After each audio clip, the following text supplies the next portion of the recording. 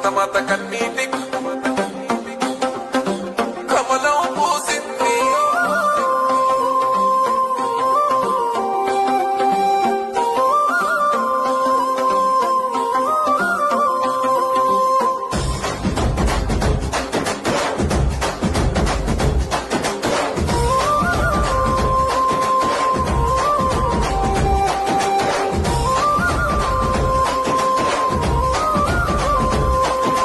భరతమాత కన్నీటి కోనేటిలో కమలం పూసింది.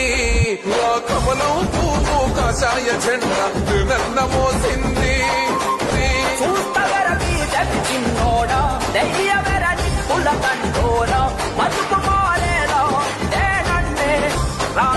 మారాలంటే బీజేపీ రావాలే.